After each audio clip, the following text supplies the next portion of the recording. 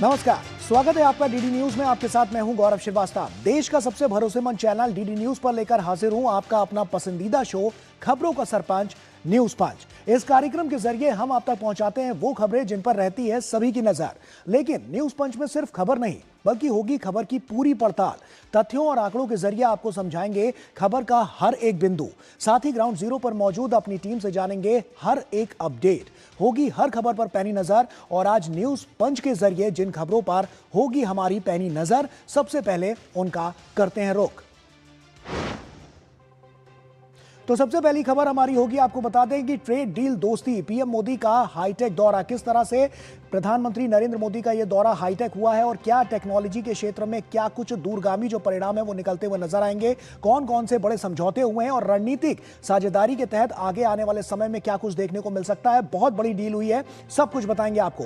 दूसरी हमारी खबर होगी, अब सिर्फ भोजशाला, हट गया मस्जिद का नाम। दरअसल मध्य प्रदेश में भोजशाला को लेकर जो बात थी उस पर एएसआई का नया निर्देश जो है वो साफ तौर पर सामने आया है, जिससे साफ तौर पर हिंदुओं को लेकर और उसके अलावा जो मुस्लिम हैं उनको लेकर क्या कुछ नया देखने को मिला है, क्या कुछ बड़े इसके दूरगामी परिणाम हैं, सब कुछ हम आपको बताएंगे। और क्या कुछ जमीनी स्तर पर अभी इसको लेकर चल रहा है और क्या रिएक्शंस नजर आ रहे हैं, ये भी हम आपके साथ साझा करेंगे। तीसरी और अहम खबर होगी, आबादी बढ़ाने पर कैश ऑफर, सीएम नायडू की नई स्कीम। क्या है मुख्यमंत्री सीएम चंद्रबाबू नायडू की यह नई स्कीम, और आपको बताएंगे कि किस तरह से जन्म दर को लेकर क्या कुछ वहां पर देखने को मिल रहा है आंध्र प्रदेश में। इस पर हमारा फोकस होगा और यह स्टोरी हम आपके साथ साझा करेंगे अपनी इस तीसरी अहम खबर के जरिए। तो आइए शुरुआत करते हैं न्यूज पंच की।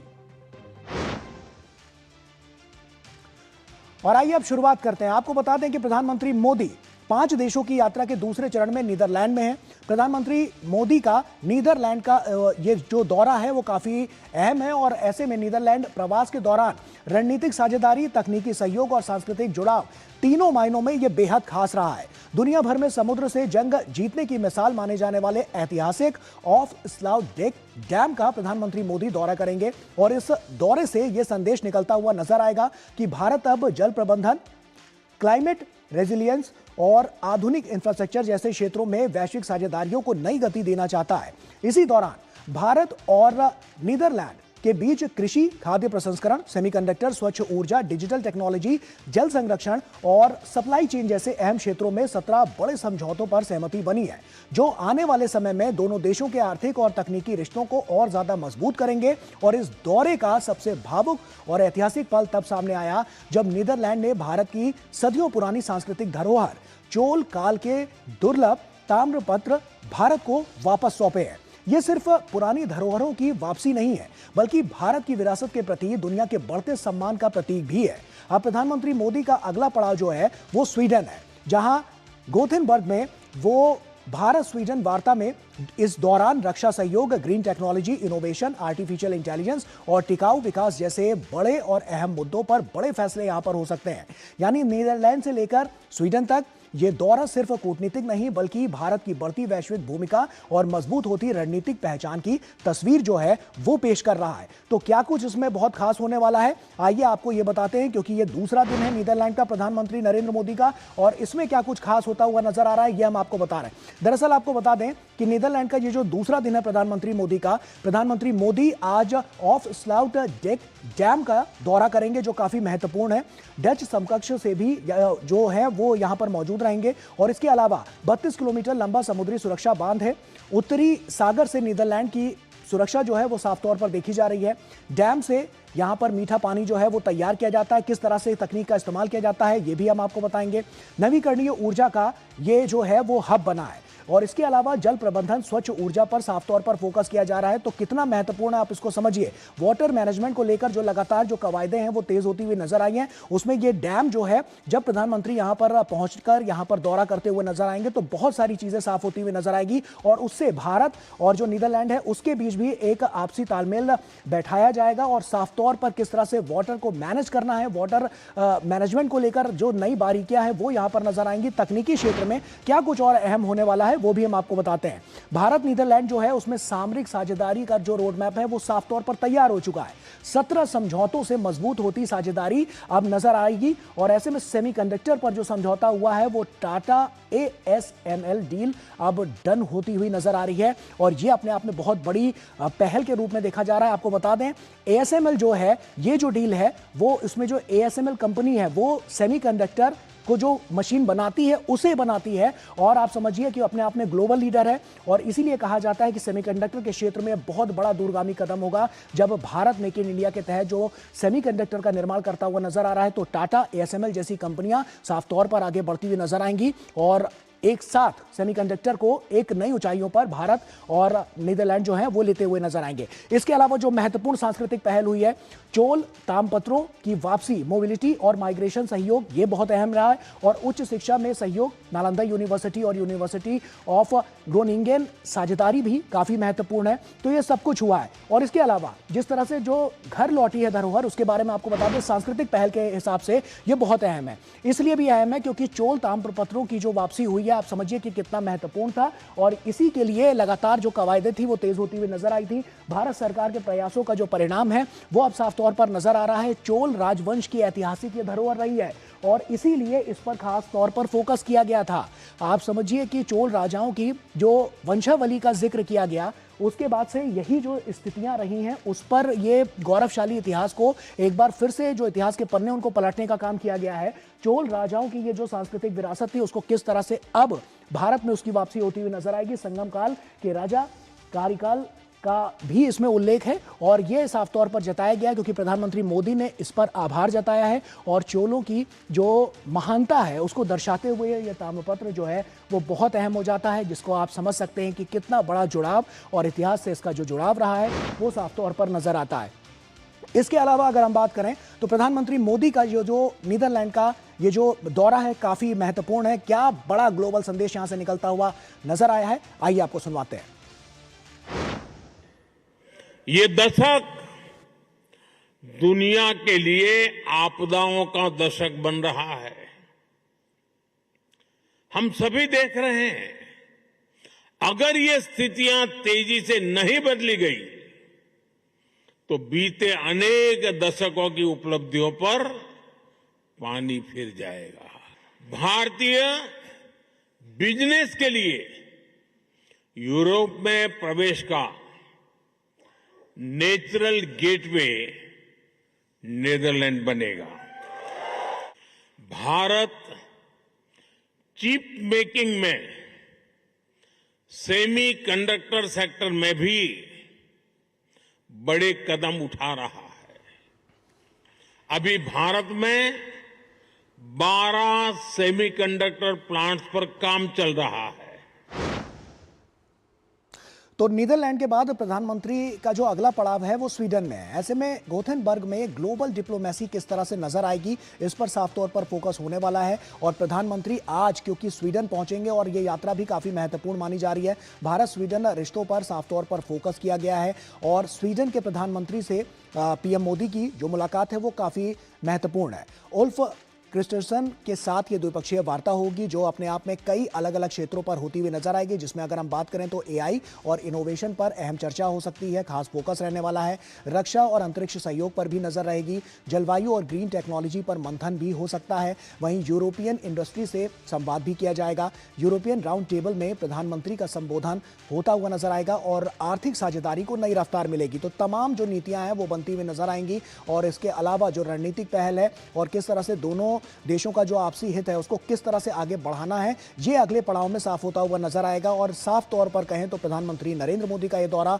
बहुत हाईटेक है, चाहे नीदरलैंड की बात कर लें और उसके बाद जब वो स्वीडन पहुंचेंगे तो वहां पर भी कुछ ऐसी ही कमोवेश तस्वीर देखने को मिलेगी जो बड़े फैसले वहां से निकलते हुए नजर आ सकते हैं। सुधाकर दास हमारे सहयोगी हमारे साथ जुड़ रहे हैं। सुधाकर, क्या बड़ी रणनीतियां बनती हुई नजर आई हैं साफ तौर पर देखें नीदरलैंड और उसके बाद भारत के साथ, क्योंकि हम टेक्नोलॉजी पर तो देख ही रहे हैं, हाईटेक ये पूरा उनका दौरा है, टेक्नोलॉजी पर तो फोकस है ही है, और क्या कुछ सबसे अहम रहा है क्योंकि सांस्कृतिक धरोहर चोला को लेकर भी ये जो तस्वीरें हैं वो लगातार साफ होती हुई नजर आई हैं, क्या कहेंगे सुधाकर?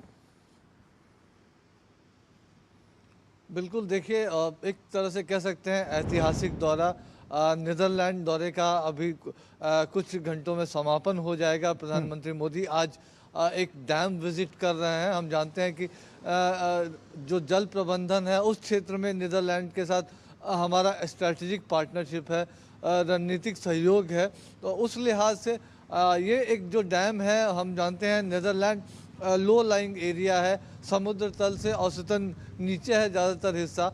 तो समुद्री जो सर्ज है, सी सर्ज, उसके चलते बाढ़ ना आ जाए उसके लिए ये डैम बनाया गया और उसकी वजह से फ़ायदा कृषि को हुआ है, पेयजल व्यवस्था को हुआ है। तो बहुत बेहतरीन एक व्यवस्था उसको प्रधानमंत्री देखने जा रहे हैं। और जल प्रबंधन में हमारा एक एग्रीमेंट भी हुआ है नीदरलैंड के साथ, जिसके तहत कल्पासार में एक बड़ा प्रोजेक्ट बनाया जा रहा है। तो कह सकते हैं बहुत महत्वपूर्ण पूरा दौरा, और निश्चित तौर पर तकनीकी सहयोग इसका एक बहुत खास पहलू रहा है, जिसमें ASML टाटा का जो एग्रीमेंट हुआ है उसकी एक बहुत बड़ी भूमिका रहेगी आने वाले समय में भारतीय सेमीकंडक्टर मिशन को आगे बढ़ाने में।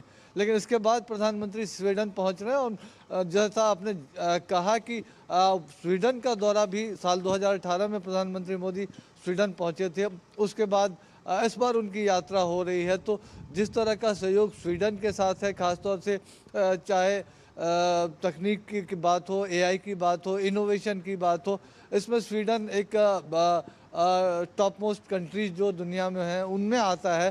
तो उन तमाम मोर्चों पर बातचीत होने वाली एक बहुत महत्वपूर्ण बातचीत CEO राउंड टेबल की होगी, क्योंकि इसमें जो यूरोपियन यूनियन है उसके सारे देश के जो बिजनेस लीडर्स हैं वो तो रहेंगे ही, उसके अलावा EFTA कंट्रीज़, UK, उसके भी बिजनेस लीडर्स रहेंगे।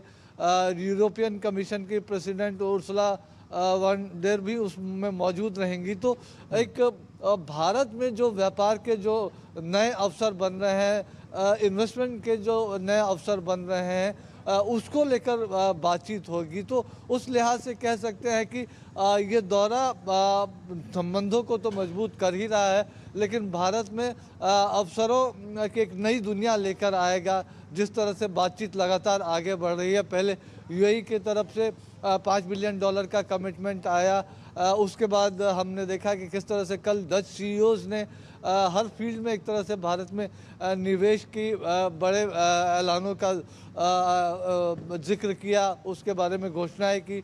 उसके बाद अब स्वीडन में भी यही कुछ होने वाला है। तो कह सकते हैं कि बहुत महत्वपूर्ण ये प्रधानमंत्री मोदी का पूरा दौरा। गौरव, ऐसे में सुधाकर एक सवाल और आता है कि ऊर्जा सुरक्षा को लेकर और ऊर्जा में तकनीकी के बदलाव को लेकर क्या यहाँ पर भी उसके लिए कोई बड़ी पहल यहाँ पर नजर आई है? क्योंकि साफ तौर पर उस पर भी बहुत बड़ा फोकस जो है वो रखा गया था। तो क्या यहाँ से भी वो नीतियां बनती हुई नजर आ रही हैं जो आने वाले कल में एक सुनहरा भविष्य देती हुई नजर आएंगी इन देशों को?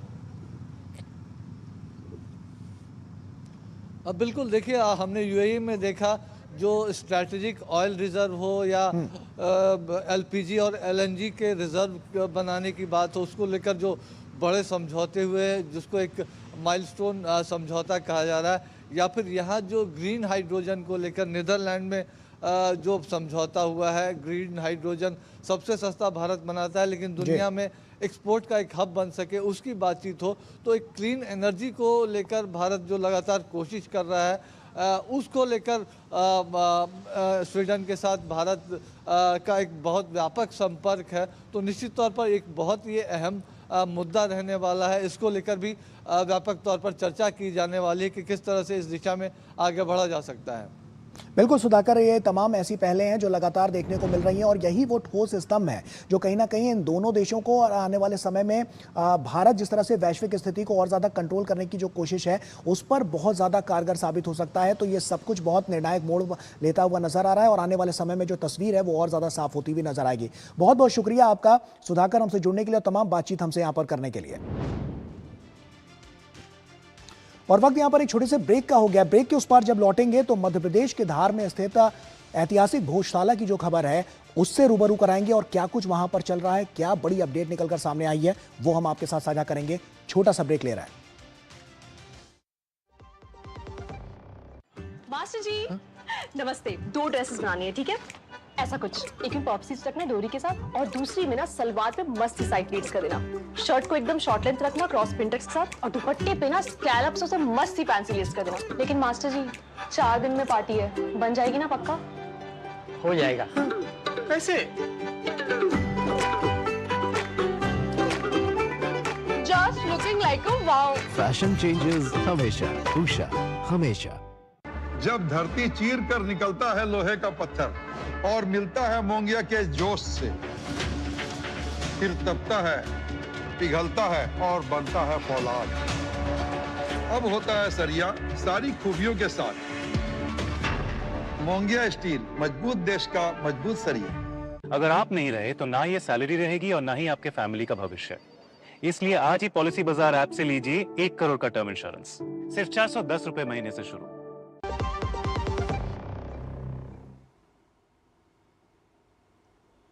ब्रेक के बाद एक बार फिर से आप सभी का स्वागत है। बात करेंगे मध्य प्रदेश की। मध्य प्रदेश के धार में स्थित ऐतिहासिक भोजशाला एक बार फिर से राष्ट्रीय बहस के केंद्र में है। सदियों पुराने इस स्थल को हिंदू पक्ष मां सरस्वती का प्राचीन मंदिर और विद्या की महान पीठ मानता है, जबकि मुस्लिम पक्ष इसे कमाल मौला मस्जिद के रूप में देखता रहा है। लेकिन यही वजह रही है कि भोजशाला लंबे समय से आस्था, इतिहास और कानूनी विवाद तीनों का बड़ा केंद्र बनी हुई है। अब भारतीय पुरातत्व सर्वेक्षण यानी ASI के नए आदेश ने इस विवाद को नई दिशा दे दी है। ताजा निर्देशों में परिसर के लिए सिर्फ भोजशाला नाम के इस्तेमाल पर जोर दिया गया है और मस्जिद शब्द हटाए जाने की खबर ने राजनीतिक और धार्मिक हलकों में हलचल भी बढ़ा दी है। वहीं इसे कई लोग स्थल की ऐतिहासिक पहचान को स्पष्ट करने की कोशिश मान रहे हैं, तो वहीं विरोधी पक्ष इसे एक तरफा बदलाव के रूप में देख रहा है। पिछले कुछ समय से ASI सर्वे, पुरातात्विक जांच और ऐतिहासिक दावों को लेकर यह मामला लगातार सुर्खियों में रहा है, जहां हिंदू पक्ष मंदिर से जुड़े प्रमाणों की बात करता रहा है। अब नए आदेश के साथ परिसर में श्रद्धालुओं की आवाजाही, पूजा अर्चना और व्यवस्थाओं को लेकर भी तस्वीर पहले से ज्यादा स्पष्ट होती दिखाई दे रही है। तो साफ तौर पर देखें तो काफी बड़ी पहल ये नजर आ रही है और उस पर जब ये नया अपडेट निकलकर सामने आया, नया निर्देश निकलकर सामने आया, तो अपने आप में बहुत बड़ी बानगी ये पेश करता हुआ नजर आया, क्योंकि अब सिर्फ भोजशाला नाम से ही से जाना जाएगा। भोजशाला को अब जो मूल पहचान है वो मिलती हुई नजर आई है। हाईकोर्ट के बाद ASI का ये नया आदेश सामने आया है और नाम से मस्जिद शब्द हटाया गया है। हिंदू पूरे साल अब इसमें पूजा पाठ कर सकेंगे। श्रद्धालुओं में उत्साह का माहौल है। कल हमने देखा जिस तरह से हाईकोर्ट का जो फैसला आया, उसके बाद से लेकर अब जो ASI का नया निर्देश आया, उससे साफ अब जो तस्वीर है वो और ज्यादा साफ होती हुई नजर आ रही है, क्योंकि हिंदुओं की जो मान्यता रही है पूजा पाठ को लेकर और उसके बाद सांस्कृतिक जो चेतना है उसको जगाने का, जागरूक करने का ये काम काफी महत्वपूर्ण माना जा रहा है। इसके अलावा अगर हम बात करें ASI का जो न्यू ऑर्डर है वो क्या कुछ कहता है, क्योंकि संस्कृत पाठशाला के रूप में मूल पहचान जो है वो मिलती हुई नजर आ रही है और ये अपने आप में बहुत बड़ी पहल और उस बानगी को पेश करता हुआ नजर आ रहा है। जो हमने देखा एक लंबा संघर्ष इसके पीछे देखने को मिला था। हिंदुओं को निर्बाध प्रवेश का अब अधिकार है और यह अधिकार अब जो नया ऑर्डर आया है उसके तहत मिलता हुआ नजर आ रहा है और साफ तौर पर हिंदुओं को लेकर और हिंदू मान्यताओं को लेकर, पूजा पाठ को लेकर ये एक जो सांस्कृतिक पहल है वो बहुत बड़ा एक कदम मानी जा रही है, बहुत बड़ा निर्देश मानी जा रही है, जिसने साफ तौर पर एक बड़ी तस्वीर पेश की है। कमाल मौला मस्जिद का उल्लेख अब हटाया गया है और ये इसलिए भी हुआ है क्योंकि ये काफी जरूरी था। अधिनियम 1958 के तहत इसको संरक्षित किया गया है। किस तरह से इसको संरक्षित करने की जो बात है वो निकलकर सामने आई और क्या कुछ इसमें महत्वपूर्ण हुआ, वो लगातार जो तथ्य हैं वो निकलकर सामने आ रहा है। मंदिर प्रवेश का जो समय है वो अब जल्द तय होता हुआ नजर आएगा और इसके लिए भी तमाम अलग अलग जो निर्देश हैं वो धीरे धीरे करके निर्धारित किए जाएंगे। शिक्षा, शोध, पूजा पर अब गाइडलाइंस जो है वो जल्द नजर आ सकती हैं। तो आप समझिए कि कितनी बड़ी पहल है। एक लंबा संघर्ष, बीते कितने वर्षों से इस संघर्ष को देखा गया और उसके बाद एक लंबी लड़ाई लड़ी गई और उसके बाद से लेकर जब यह फैसला आता है तो उसका चारों तरफ से स्वागत किया जा रहा है। श्रेयस हमारे सहयोगी हमारे साथ जुड़ रहे हैं। श्रेयस, क्या इस वक्त जो यहां पर जो तस्वीर है वो निकलती हुई नजर आ रही है, किस तरह से लोग उत्साहित नजर आ रहे हैं? क्योंकि अब एक तो हाईकोर्ट ने जो बात की और उसके बाद ASI का ये नया अपडेट बहुत कुछ, बहुत बड़ा बदलाव पेश करता हुआ नजर आ रहा है। किस तरह के रिएक्शंस वहां पर नजर आ रहे हैं?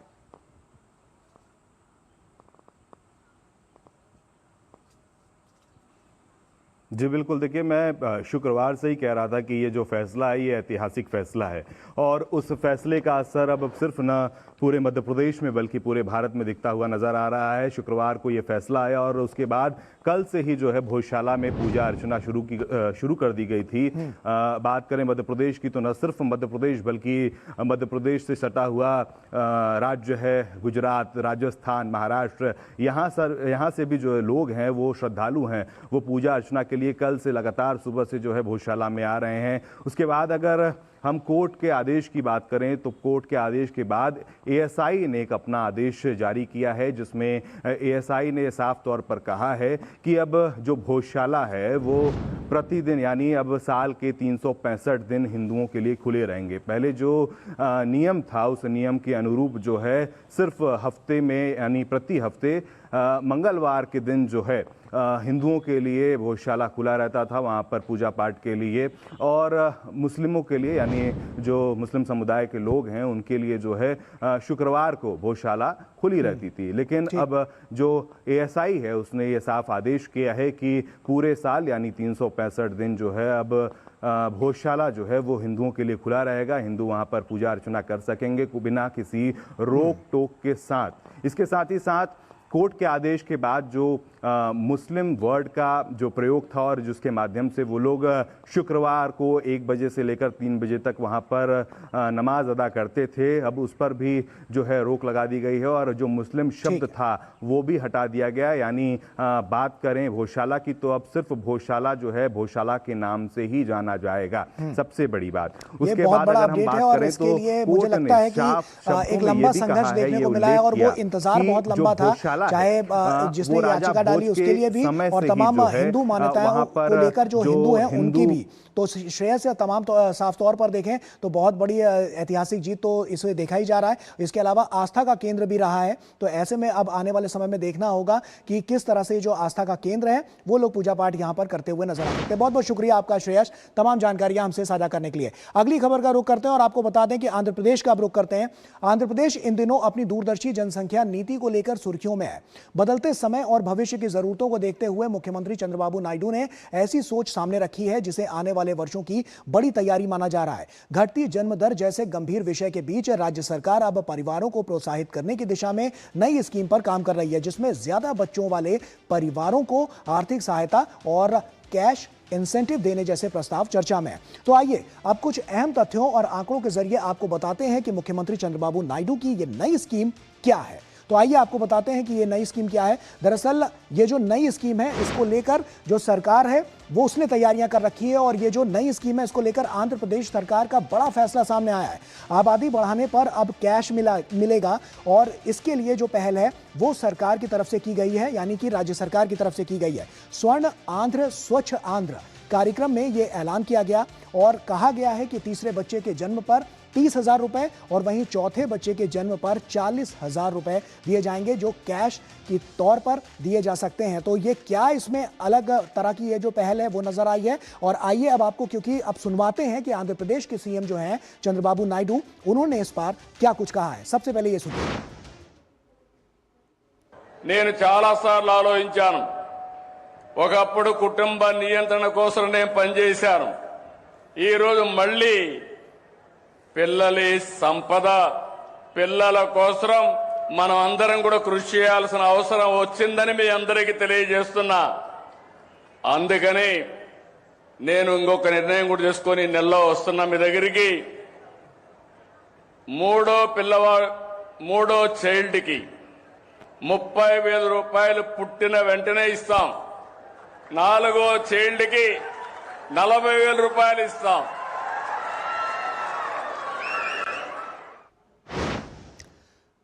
और सुरेखा हमारी सहयोगी हमारे साथ जुड़ रही हैं। सुरेखा, आखिर ये नई स्कीम क्या है और इससे किस तरह से फायदा मिलता हुआ नजर आएगा वहां की जनता को?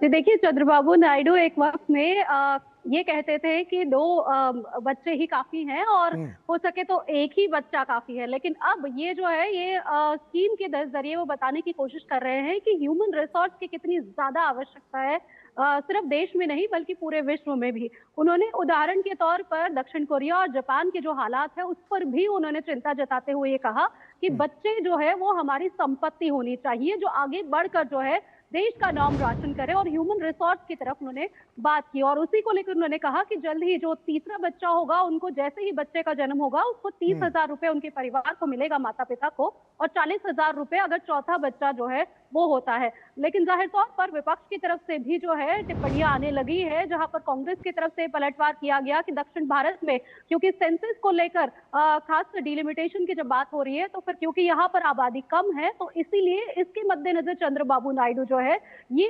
प्रस्ताव आगे रख रहे हैं। जबकि कुछ लोग ऐसे भी हैं जिनसे हम बात कर रहे थे, तो उन्होंने कह सकते हैं कि ऑफिशियली नहीं लेकिन हाँ ऑफ द रिकॉर्ड उन्होंने बात करते हुए कहा कि उनके खुद के परिवार को भी उनको ध्यान में रखना चाहिए, क्योंकि उनका खुद का एक ही बेटा है और उनके बेटे को भी यानी कि उनका पोता भी एक ही है। तो ऐसे में वो अगर तीसरे बच्चे या चौथे बच्चे की बात कर रहे हैं तो ये काफी हास्यास्पद हो रहा है। लेकिन चंद्रबाबू नायडू ने कहा कि बहुत ज्यादा जरूरत है इस वक्त में, जिस तरह से पॉपुलेशन रेट जो है पूरे विश्व भर में कम हो रहा है, तो ऐसे में ह्यूमन रिसोर्स को बढ़ाने की काफी ज्यादा जरूरत है। और ये सिर्फ देश के मद्देनजर नहीं बल्कि विश्व में भी आगे आने वाले दिनों में किस तरीके से उसकी जरूरत बढ़ेगी उसको ध्यान में रखते हुए उन्होंने कहा है।